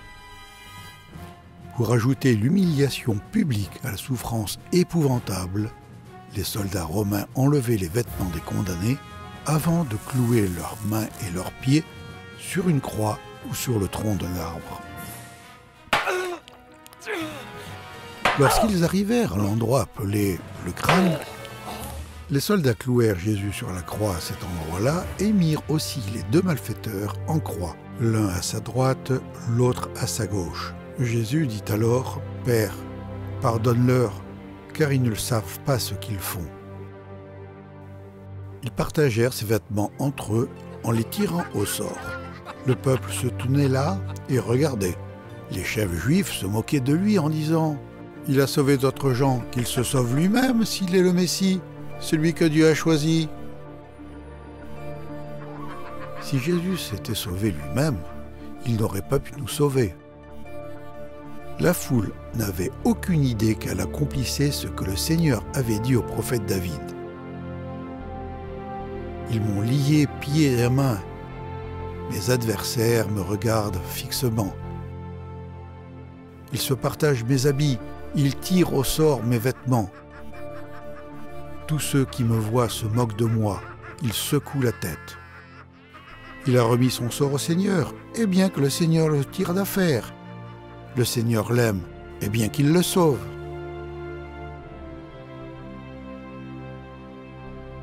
Le plan de secours de Dieu s'accomplissait dans les moindres détails. Sur la même montagne, le prophète Abraham avait dit « Mon fils, Dieu se pourvoira lui-même de l'agneau, et l'Éternel pourvoira. » Dieu a fourni son propre agneau, Jésus. Te souviens-tu que le bouc innocent avait été sacrifié sur le bois de l'autel pour payer la rançon du fils condamné d'Abraham ?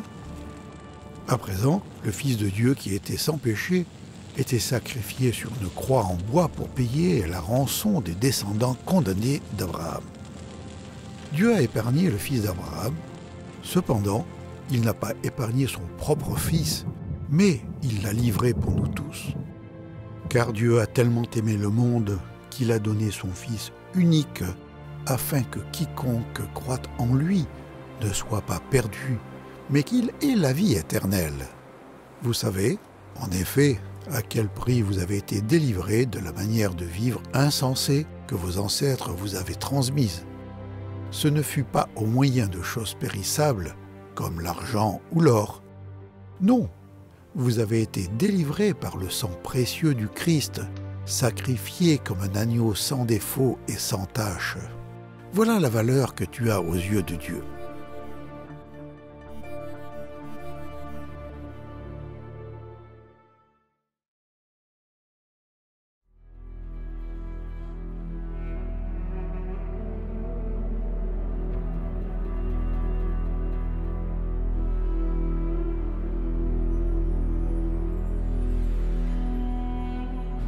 Pour accomplir le plan de secours de Dieu, le Seigneur Jésus a connu la honte que cause le péché. Il a été maudit à notre place. Il a pris sur lui la punition que nous méritons. Le jour où Adam a péché, Dieu lui a fait savoir que le Messie allait un jour écraser le serpent. Dieu avait dit à Satan que la postérité de la femme t'écrasera la tête et tu lui blesseras le talon. Cette mystérieuse prophétie ancienne affirmant que Satan frapperait le Sauveur au talon prédisait la honte et la douleur que l'agneau de Dieu allait souffrir sur la croix lorsqu'il serait blessé par nos péchés. Ceux qui ont crucifié Jésus ignoraient le plan secret de Dieu. Aucune des puissances de ce monde n'a connu cette sagesse. Si elle l'avait connue, elle n'aurait pas crucifié le Seigneur de la gloire. Le message de la croix est une folie pour ceux qui périssent. Mais pour nous qui sommes sauvés, Il est la puissance de Dieu. La croix de Jésus était placée entre celle des deux malfaiteurs. L'un des malfaiteurs suspendu en croix l'insultait en disant « N'es-tu pas le Messie? Sauve-toi toi-même, et nous avec toi !» Mais l'autre lui fit des reproches et lui dit « Ne crains-tu pas Dieu, toi qui as subi la même punition? Pour nous, cette punition est juste car nous recevons ce que nous avons mérité par nos actes, mais lui n'a rien fait de mal. » Puis il ajouta « Jésus, souviens-toi de moi quand tu viendras pour être roi. » Jésus lui répondit « Je te le déclare, c'est la vérité, c'est la vérité. Aujourd'hui, tu seras avec moi dans le paradis. » Le premier malfaiteur ne voulait être sauvé que de ses souffrances physiques. Il ne pensait pas avoir besoin d'un sauveur pour mourir à sa place. Le deuxième malfaiteur avait aussi insulté Jésus. Mais face à la mort, il a eu un changement de pensée. Il voulait que le Seigneur le secoure du royaume de Satan. Il voulait devenir un citoyen du royaume si le roi le lui permettait. La réponse de Jésus n'a laissé aucun doute. « Aujourd'hui, tu seras avec moi dans le paradis. » Plus tard, ce soir-là, les deux malfaiteurs sont morts. L'un est allé en enfer, l'autre est allé au paradis. Qu'est-ce qui fait la différence? L'un n'a pas mis sa confiance dans le roi sauveur, l'autre, si.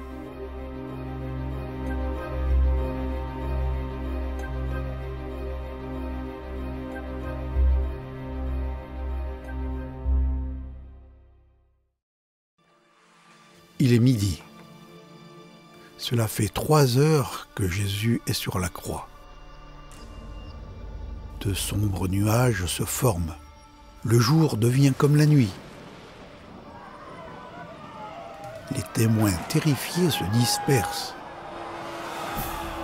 Un silence inquiétant envahit la colline.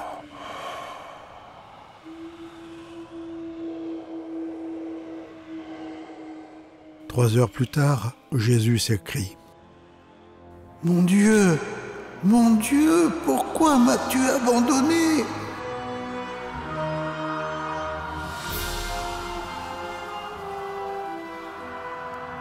Sur l'autel de la croix, l'Éternel Fils de Dieu a ressenti l'horreur d'être séparé de Dieu au ciel. Pendant ces heures de ténèbres, cachées aux yeux des hommes, Dieu a pris tous nos péchés et les a mis sur son saint Fils. Jésus est devenu la dernière offrande pour le péché.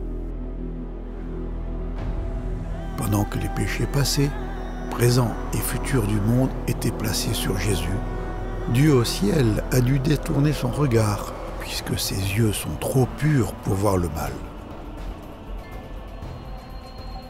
Pendant 3 longues heures, la colère de Dieu contre le péché s'est enflammée contre sa propre offrande.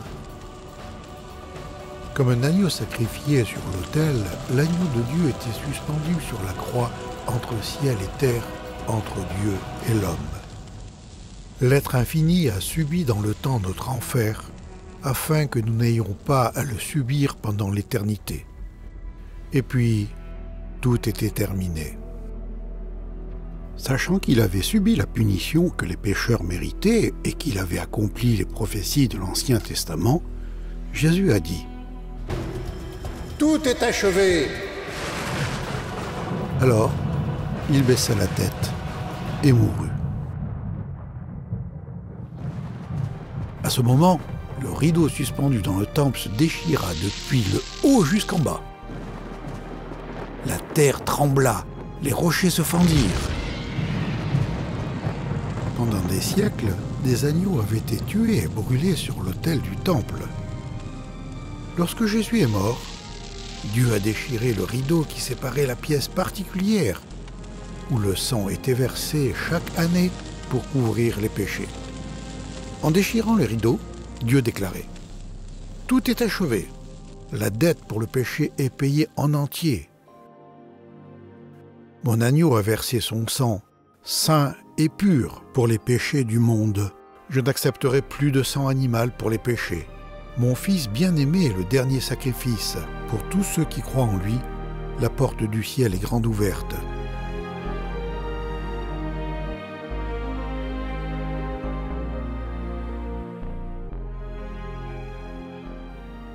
« 700 ans auparavant, le prophète Ésaïe avait écrit « Il était blessé pour nos péchés, brisé pour nos iniquités. Le châtiment qui nous donne la paix est tombé sur lui, et c'est par ses meurtrissures que nous sommes sauvés. Nous sommes tous errants comme des brebis. Chacun suivait sa voie. Et l'Éternel a fait retomber sur lui l'iniquité de nous tous.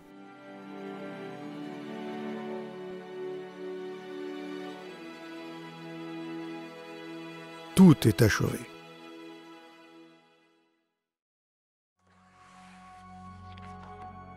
Jésus de Nazareth était mort. Pour s'en assurer, un soldat avait percé son côté avec une lance. Du sang et de l'eau étaient sortis.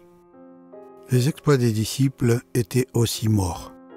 Croyant que Jésus aurait dû écraser les Romains et établir son royaume sur terre, les disciples n'avaient pas encore compris sa promesse qu'il reviendrait à la vie le 3e jour. Les corps des victimes crucifiées étaient habituellement jetés dans un lieu de déchets en dehors de la ville ou dans une fosse commune. Cela n'a pas été le cas pour le corps de Jésus. 700 ans plus tôt, le prophète Ésaïe avait écrit « On a mis son sépulcre parmi les méchants, son tombeau avec le riche. » Dieu avait prévu que son fils serait enterré dans une sépulture d'honneur. Quand le soir fut venu, un homme riche, qui était d'Arimathée, arriva. Il s'appelait Joseph et était lui aussi disciple de Jésus. Il alla trouver Pilate et lui demanda le corps de Jésus. Alors Pilate ordonna de le remettre à Joseph. Avant la mort de Jésus, Joseph d'Arimathée et son ami Nicodème avaient été, en secret, des disciples de Jésus le Messie. Ils craignaient les chefs religieux, mais après avoir vu Jésus souffrir sur la croix, ils n'avaient plus peur. Ils ont donc pris le corps de Jésus, l'ont lavé et l'ont enveloppé de bandes de lin propre en y ajoutant environ 35 kg de myrrhe, cette même épice coûteuse que les mages avaient offert à l'enfant Jésus. Puis, ils ont placé le corps dans le tombeau neuf de Joseph. Après avoir roulé une énorme pierre devant l'entrée, ils sont rentrés chez eux. C'était un enterrement royal.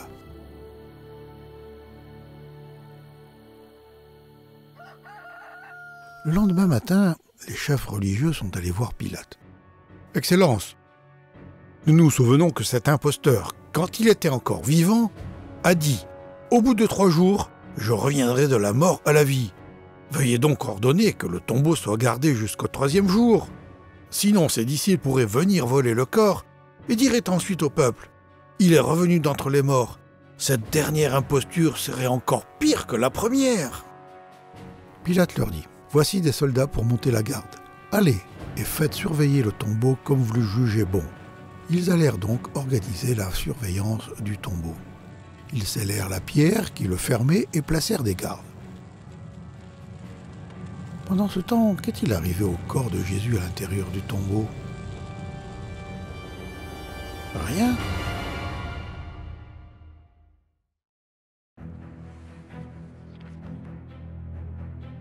Depuis le jour où Adam a péché, la mort avait régné comme un roi cruel sur la famille humaine.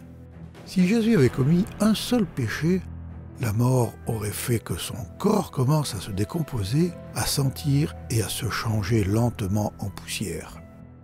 Mais 1000 ans auparavant, le prophète David avait écrit « Tu ne permettras pas que ton bien-aimé voie la corruption. » La mort et le tombeau n'ont eu aucun pouvoir sur celui qui n'avait jamais péché.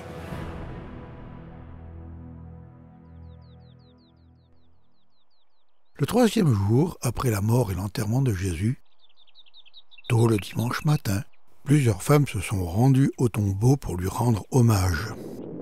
Tout à coup, Il y a eu un grand tremblement de terre lorsqu'un ange est descendu du ciel,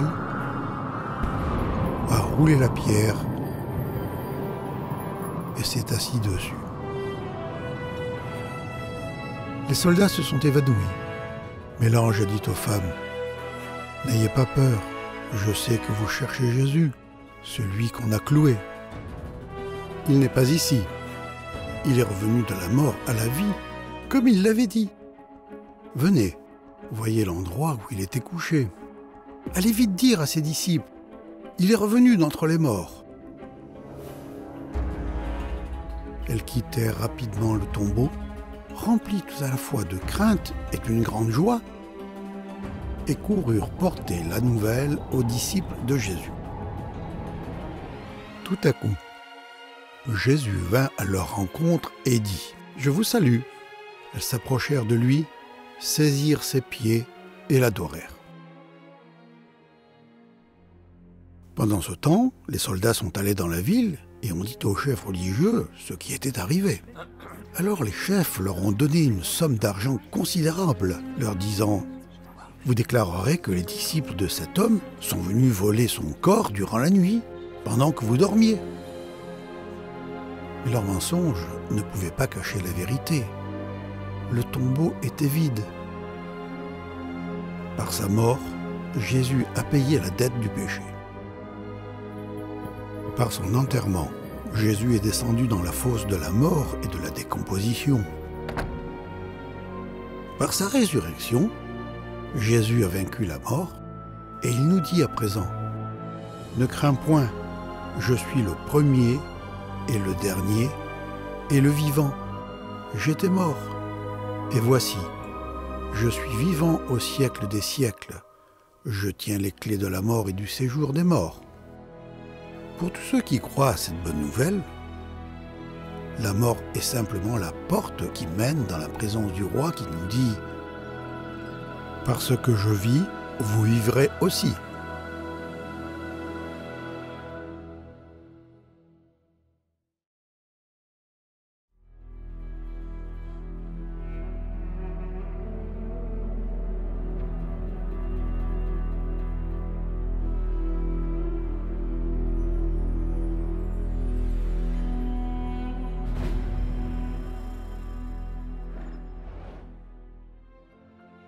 Le jour de sa résurrection, Jésus est apparu à plusieurs de ses disciples, premièrement aux femmes, puis à Pierre, et ensuite à 2 voyageurs. Ce même jour, 2 disciples se rendaient à un village appelé Emmaüs, qui se trouvait à environ 2 heures de marche de Jérusalem. Pendant qu'ils parlaient et discutaient, Jésus lui-même s'approcha et fit route avec eux. Ils le voyaient, mais quelque chose les empêchait de le reconnaître. Jésus leur demanda, « De quoi discutez-vous en marchant ?» Et ils s'arrêtèrent tout attristés. L'un d'eux, appelé Cléopas, lui dit, « Es-tu le seul habitant de Jérusalem qui ne connaisse pas ce qui s'est passé ces derniers jours ?» « Quoi donc ?» leur demanda-t-il. Les disciples lui ont dit qu'ils avaient espéré que Jésus de Nazareth serait le Messie, qui renverserait leurs ennemis, mais il a été crucifié. Et à présent, le tombeau était vide. Cela n'avait aucun sens. Alors Jésus leur dit, « Gens sans intelligence, que vous êtes longs à croire tout ce qu'ont annoncé les prophètes. Ne fallait-il pas que le Messie souffre ainsi avant d'entrer dans sa gloire ?» Puis il leur expliqua ce qui était dit à son sujet dans l'ensemble des Écritures, en commençant par les livres de Moïse et en continuant par tous les livres des prophètes.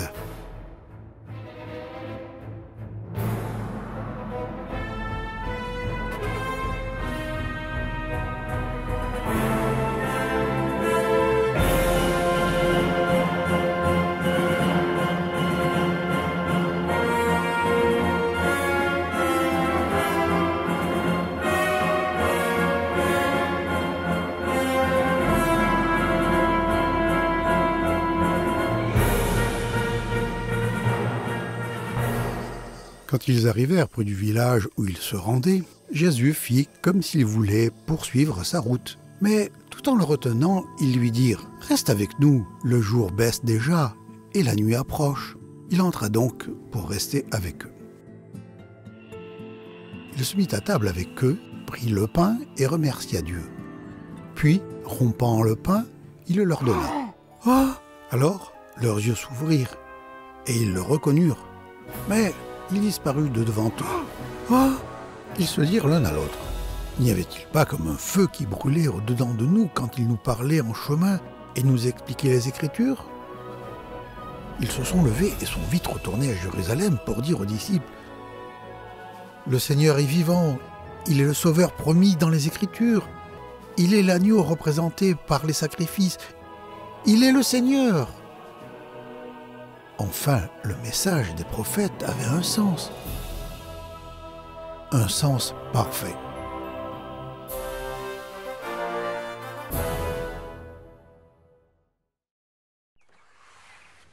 C'était dimanche soir.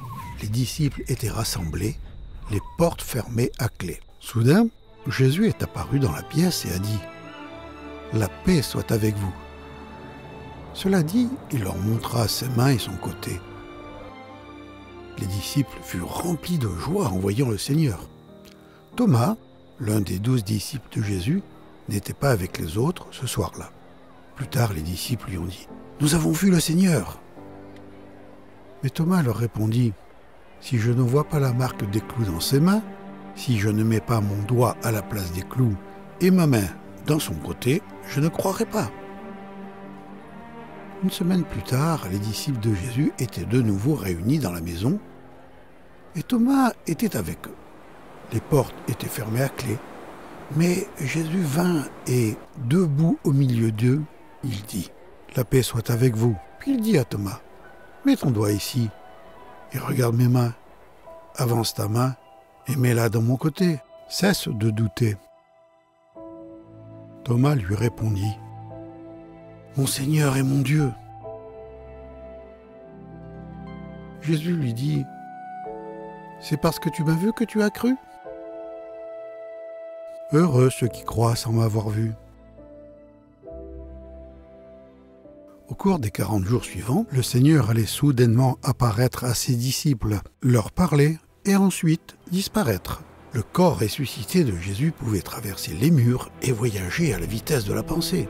Même s'il était le premier à avoir un tel corps, il ne sera pas le dernier. Et de même que nous sommes à l'image de l'homme, fait de poussière du sol, de même nous serons à l'image de celui qui est au ciel. Car de même que la mort est venue par un homme, de même la résurrection des morts vient par un homme. Tous les hommes meurent parce qu'ils sont liés à Adam. De même, tous recevront la vie parce qu'ils sont liés au Christ.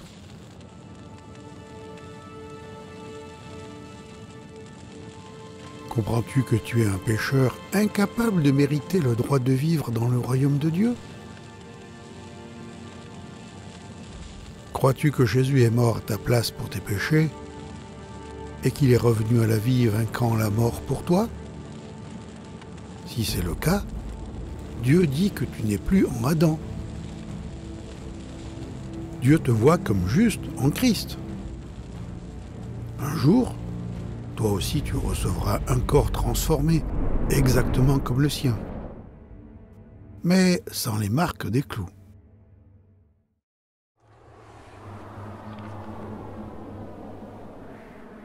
La domination qu'Adam avait perdue et dont Satan s'était emparé, Jésus l'avait reprise par son entière autorité sur le diable et les démons, le vent et les vagues, la maladie et la faim, le péché et la mort. Jésus a démontré qu'il était parfaitement aux commandes de toutes choses. Même lorsque les chefs religieux l'ont arrêté, torturé et crucifié, il les a laissés faire. C'est pourquoi, avant de retourner auprès de son Père, le Seigneur Jésus a dit à ses disciples « Tout pouvoir m'a été donné dans le ciel et sur la terre. Allez donc auprès des gens de toutes les nations et faites d'eux mes disciples, baptisez-les au nom du Père, du Fils et du Saint-Esprit, et enseignez-leur à pratiquer tout ce que je vous ai commandé. Et sachez-le, Je vais être avec vous tous les jours jusqu'à la fin du monde. » Jésus a aussi dit à ses disciples, « Je vous donne un commandement nouveau. Aimez-vous les uns les autres. Il faut que vous vous aimiez les uns les autres comme je vous ai aimé. Si vous vous aimez les uns les autres, alors tous sauront que vous êtes mes disciples. » 40 jours après sa résurrection, Jésus a rassemblé ses disciples sur le mont des Oliviers, à l'extérieur de Jérusalem. Les disciples voulaient savoir quand il allait revenir. Jésus a répondu, « Il ne vous appartient pas de savoir quand viendront les temps et les moments, car le Père les a fixés de sa seule autorité. Mais vous recevrez une force quand le Saint-Esprit descendra sur vous.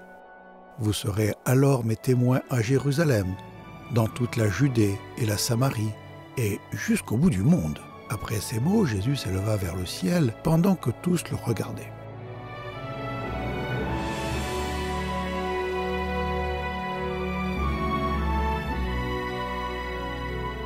Puis un nuage le cacha à leurs yeux. Ils avaient encore le regard fixé vers le ciel où Jésus s'élevait, quand 2 hommes habillés en blanc se trouvèrent tout à coup près d'eux et leur dirent, « Hommes de Galilée, pourquoi restez-vous là à regarder le ciel? Ce Jésus, qui vous a été enlevé pour aller au ciel, reviendra de la même manière que vous l'avez vu y partir. » Les apôtres retournèrent alors à Jérusalem. Entre-temps, au ciel, le moment était venu pour couronner le roi de gloire et d'honneur.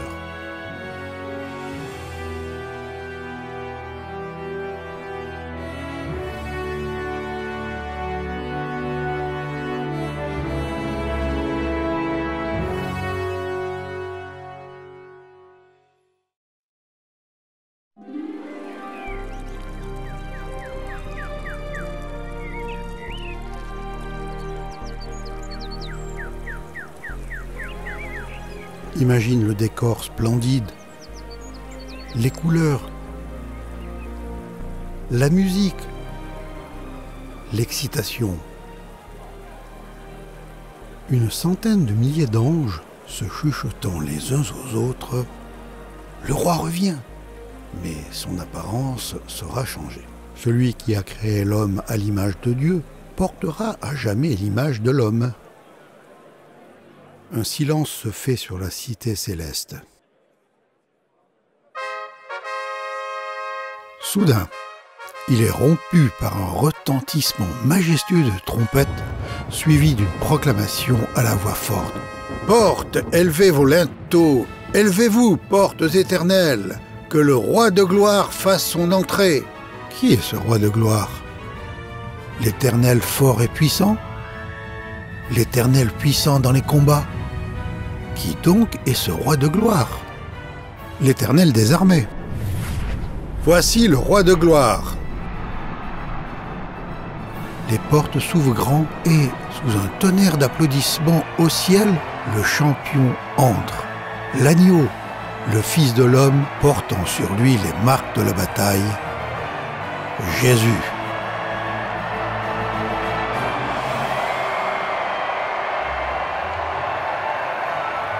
Au travers de la multitude en adoration, il se dirige vers le trône de son Père.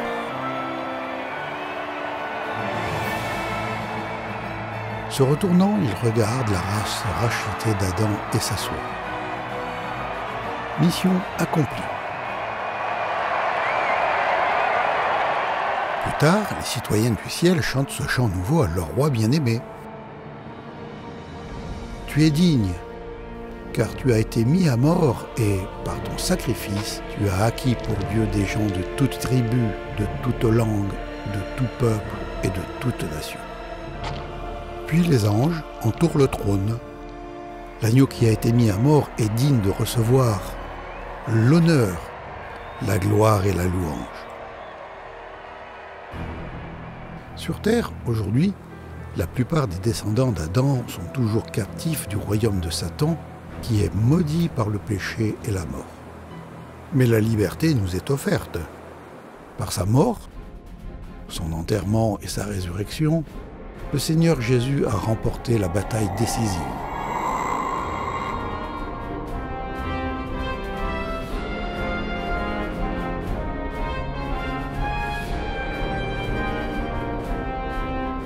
À tous ceux qui mettent en lui leur confiance, il déclare « Ne soyez pas si inquiets, ayez confiance en Dieu et ayez aussi confiance en moi.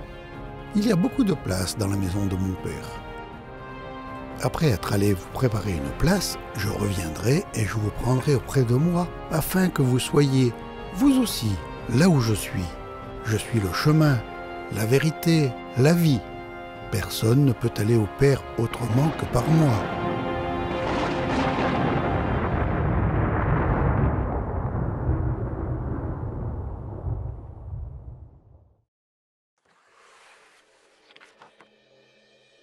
Un jour, alors que le monde est occupé à poursuivre ses activités frivoles et de fausses religions, le roi de gloire reviendra sur terre.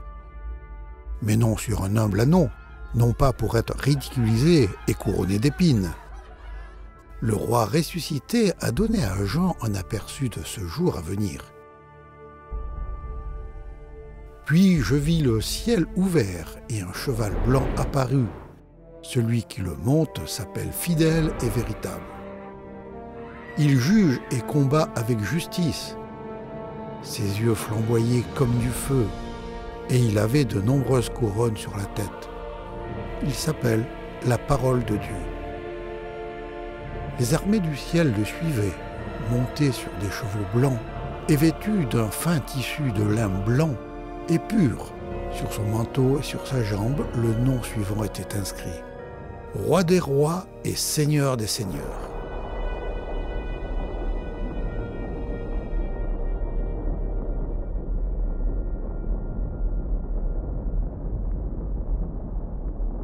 Lorsque le roi reviendra, une voix retentira du ciel. Le règne sur le monde appartient maintenant à notre Seigneur et à son Messie, et ce règne durera toujours.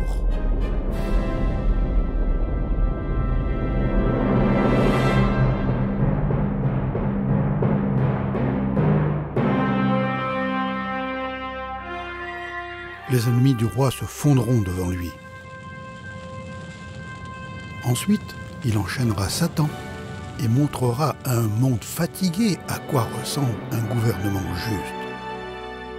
La terre connaîtra le meilleur moment de son histoire. Le Seigneur régnera sur la terre entière. Lui seul sera adoré comme Dieu. Son nom seul sera reconnu par tous les hommes.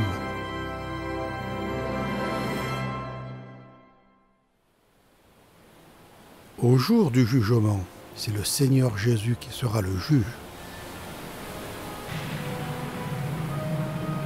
Son trône flamboyant avait des roues qui brillaient comme le feu ardent. Un fleuve de feu s'écoulait de devant lui. Des millions, des dizaines de millions de personnages se tenaient devant lui pour le servir. Alors le tribunal prit place et les livres furent ouverts. Satan et son royaume de ténèbres seront jetés dans les temps de feu et de soufre.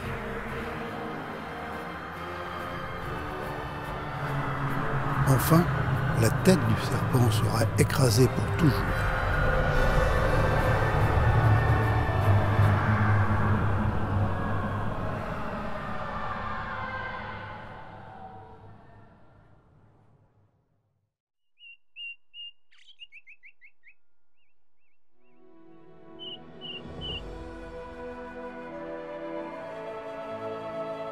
Pour ceux qui est des citoyens du royaume de lumière, Dieu fera pour eux un nouveau ciel et une nouvelle terre.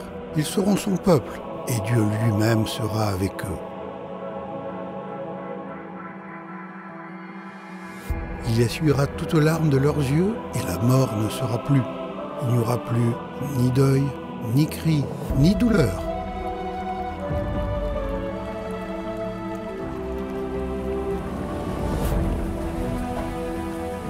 Enfin, la prière de tous ceux qui aiment leur roi sera réalisée pour toujours. que ton règne vienne, que ta volonté soit faite sur la terre comme au ciel. Est-ce ta prière? Est-ce que tu t'es incliné devant le roi de gloire?